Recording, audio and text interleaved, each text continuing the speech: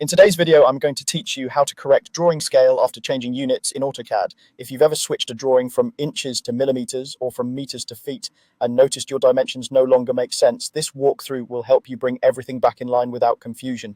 We'll begin by confirming exactly what you're working with. In AutoCAD, type units and press enter.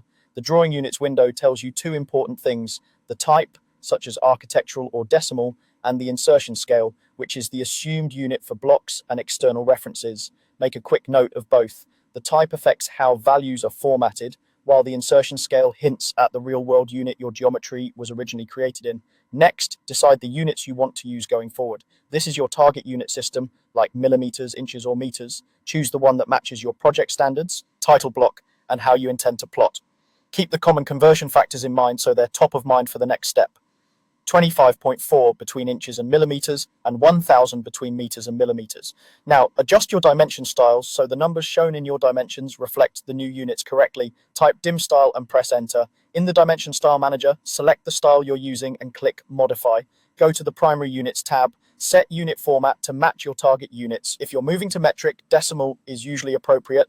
If you're staying imperial, you might keep architectural or decimal depending on your standards. Set the precision to what you want to display and add a suffix like mm if you want the unit to appear after each value. The key setting here is the scale factor in the measurement scale area. This controls how AutoCAD converts the measured length into the number you see.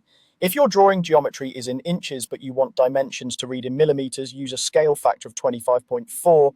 If the geometry is in millimeters and you want inches, use 1 divided by 25.4. From meters to millimeters, use 1000. From millimeters to meters, use 0.001. Click OK, then close. Dimensions that use this style will update to reflect the correct values immediately. That's all there is to it.